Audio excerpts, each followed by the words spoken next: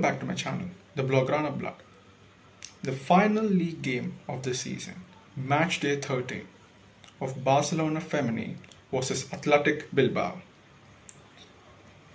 For people who watch the Femení regularly, the reverse fixture was held at San Mamés and it was a very tense match until quite the end when Alexia and Vicky Lopez scored the winning goals. But this wasn't like that. I will explain to you. So let's just get into the review. So Barcelona Femení versus Athletic Bilbao, and the starting 11 for this match, Pere Romeo opted for like quite strongest lineup except for a few changes because he clearly sees this as a preparation for the final, which I cannot disagree with. So why not? Why start with a rotated lineup when you can go for the full strength and have some time between now and the final? So yeah, sure. So he started with Catacol, and right back was Ona, Mappy, Rene, and Rolfo instead of Broods. Rolfo had a knee issue last week, but this week she's fine. And AP in midfield as usual, who by the way have 100 goal contributions among them, the most of any midfield I think probably ever in women's football in a single season. I mean, so quite to note that. And the forwards were Caro, Pajor, and Salma. So Pina and Esme were on the bench for this match. So again, as usual, the slow starts of the past have been like it's over, it's gone. It's no more a thing for the Femení now. This is the final form Femení where they just attack from the beginning, from the moment the whistle is blown. And yeah, CGH like she went on a run, and in 20 seconds she was in the box and she attempted a goal, and the goalie had a save. Like there was a shot on target in 20 seconds. That's what I mean. So they started right away, which was good, which is what we need, especially in the final, because we cannot underestimate Arsenal. So that was what happened, and there was an interesting stat by the commentator, which is Athletic Bilbao hasn't scored a goal against Barcelona since 2019. And the last person to score for Bilbao against Barcelona is a certain Lucia Garcia. So that was an interesting stat. And yeah, in 2 minutes, Salma from the left, she just gave a pass to Aitana. She tapped in a goal under 2 minutes. Like as I said, the reverse fixture took until like so long, so deep into the match to score a goal. But this one, a goal in 2 minutes. So that was great. And then lots of crosses into the box, like lots and lots of crosses, especially from the right. Caro just put so many crosses into the box. But most of them were aimed to the goalkeeper. Like it never went to Pajor. So it began like that. And David Asner, I was surprised to see. I knew he was the coach, but I just keep forgetting that he is the coach of Bilbao. I always figured him as like he was the coach of Tacon, but I don't know, for some reason I keep forgetting that he's the coach of Bilbao. He's done a good job actually. Athletic Bilbao, they just missed the Champions League qualification by a whisker to Athletic. I think next season, I think they're an interesting team to watch. They're 4th place now. And but Bilbao were playing very well. They were high pressing and forcing turnovers. Actually, quite physical match of Barcelona, which is quite needed because again, as I said, Arsenal will do the same. They will be physical. They'll be in your face. So I think it was a good test. Obviously, I think Arsenal will do a better job in being more physical and making professional fouls to stop the flow of play. But still, I think it's better that Barca have faced this now so that they are better prepared for the final. And yeah, Bilbao did all of that, and so that was good. And Aitana crossed from the right, and Eva Pajor had a goal immediately. So again, it was good. Eva scored in the first game in her debut game, and she scored in the last game. And she just finalized a Pichichi right there. And yeah, so second goal again, and an easy tap in. And but again, the attack was mainly from the right because you have CGH, so why not? And so many runs were made by CGH. But CGH for this season has been quite up and down, especially during these final stages where she has struggled with injuries. But this was good play from Romeo to start it because we need peak CGH for the final or whatever the final form is. So yeah, CGS was good this game. She was cooking, not like triple triple assist, hat trick of assists, hat trick of goals cooking, but still cooking. And yeah, she was running from that. She was making those trademark runs, but again, the ball did not find the back of the net. Like some reason there was confusion inside the box, or Pajor is an inch away from the ball, but something happens and the ball does not find the back. But CGS was doing an absolute amazing job on the right. Yeah, Barca were not effective in finishing, and they were also they were slightly sloppy. And some passes were underhead. Like Aitana had a pass to Caro. Like if that pass had been like she does that 9 times out of 10 a proper pass and Caro hits a goal, but this time she just underhit, and the Bilbao defender got the time to kick the ball away.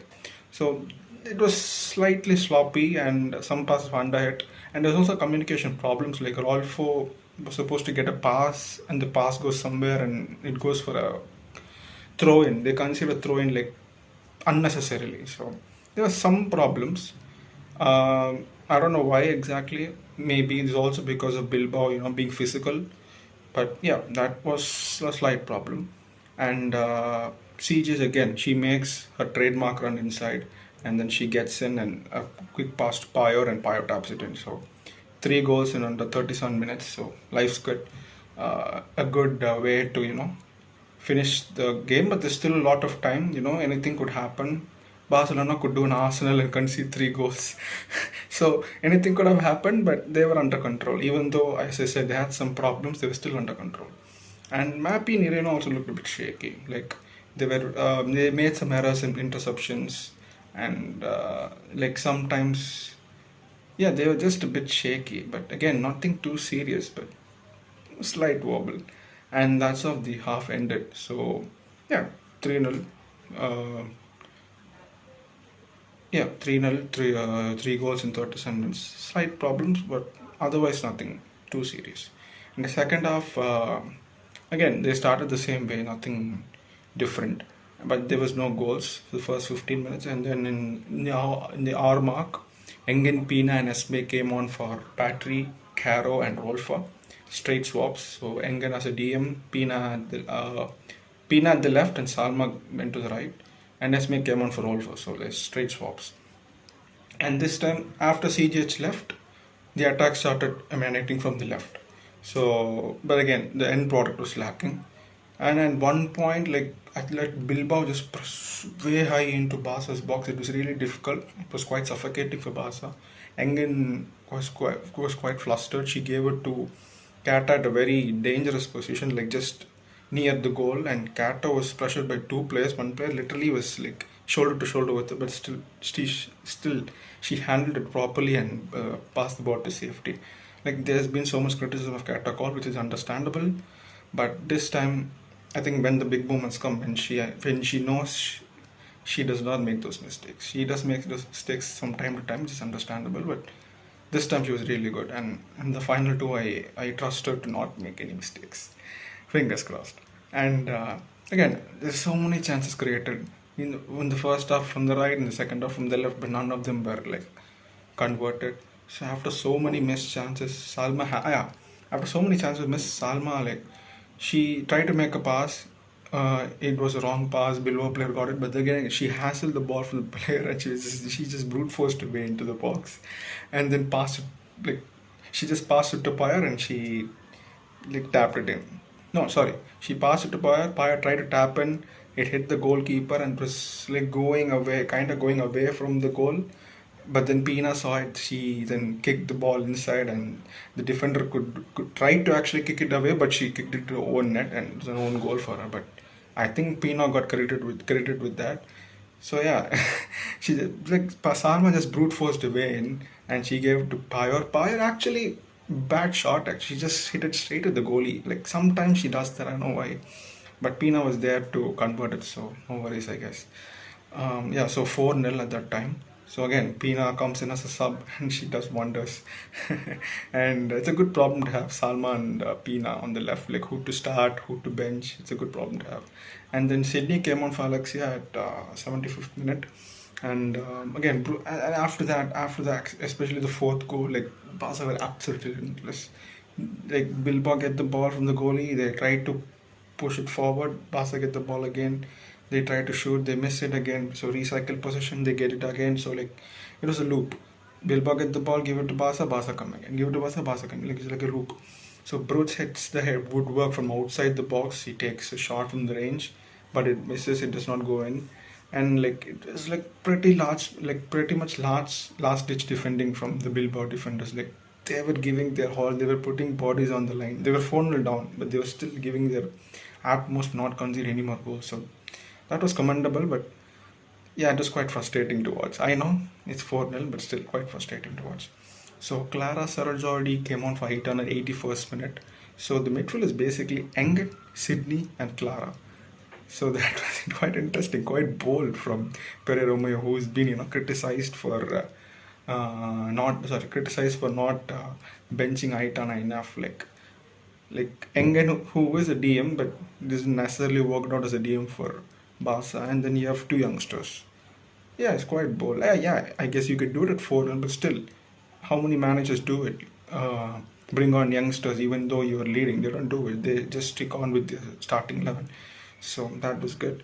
And so that was the midfield. And again, and Clara actually, she got the chance and then she made it happen. Like she repaid the trust back to Pere. Like she was pressing high inside Bilbao's box, and then the Bilbao defender got flustered. She tried to pass it to somebody, and then Clara was there at the right time, and then she took the ball inside, and then she passed it to Pajor, and Pajor thought she could hit, but she knew that she wasn't like near the ball. Like she knew she could get near the ball, but not enough to actually score a goal. So she like slide tackle. Okay, she was like on the ground, and with the leg she just flicked it to Pina, and then Pina tapped it in. So again, so many tap-ins in this game, so many tap-in goals, so many tap-in merchants. All of them were tap-in merchants.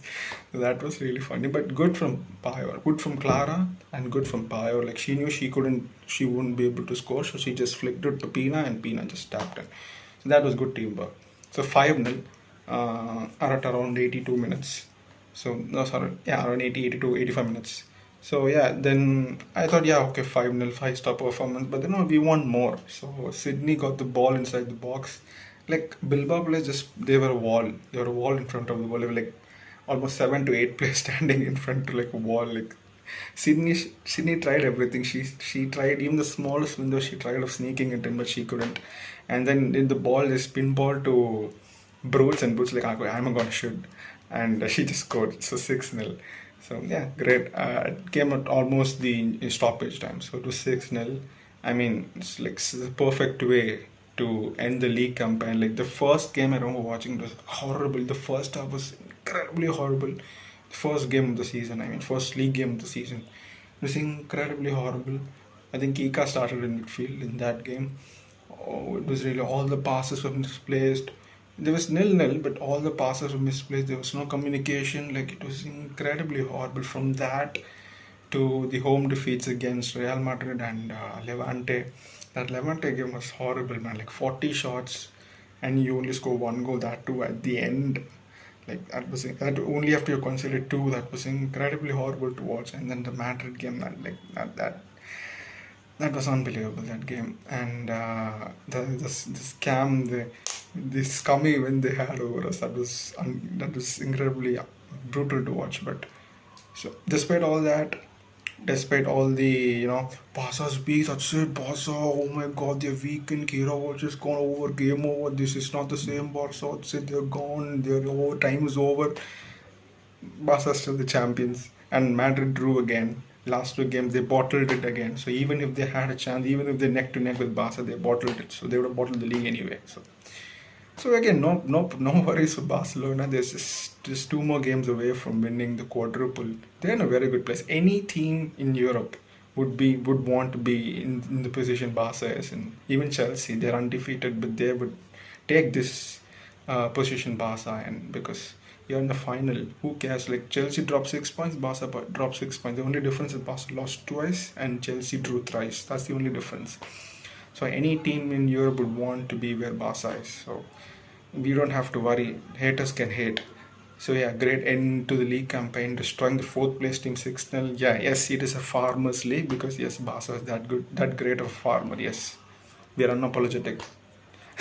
and then Kata call wins her. Yeah, as I said in the last video, she only needed 16 minutes to qualify for the Zamora Trophy, which is the Golden Glove equivalent.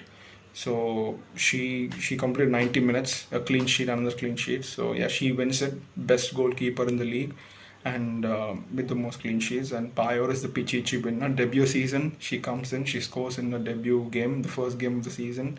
She scores so many hat tricks, and in the last game she scores a brace again. So she has come in and just slaughtered like a glove fits the hand. Like, it's been seamless. Her addition to the squad, like, that was one of the best signings Barca have made.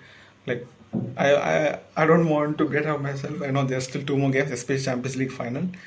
There's still that game. Let's calm down for that. But still, she has had a new dimension, Barca. Like, whenever they're like under too much pressure, they can just put the ball in and give it to Pajor, and she can be a threat to the opponent's defense. So she is another dimension, and her pressing has been amazing.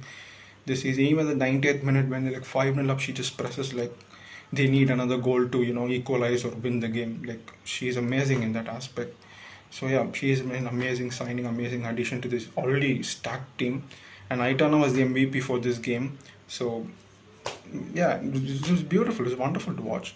So yeah, the last game 6-0, the game before 9-0, and yeah, they've scored 15 goals. 15 goals in the last 2 games. Arsenal conceded 12 goals in the last 3 games. I'm just putting it down there. Make of it what you will. So, and the shots, like, the stats, like basic stats. Barca had 35 shots and 14 on target, and Bilbao not shots on target. Like, they tried their best, honestly. They tried their best. They were hassling, they were harassing, they were pressing, they tried countering, they tried everything they can. It did not work. That's all. That's the only thing.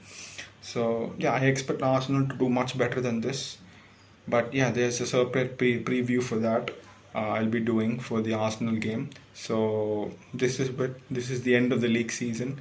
I'm very excited for the next season. I'll be doing from the first game. So it's been a great league season.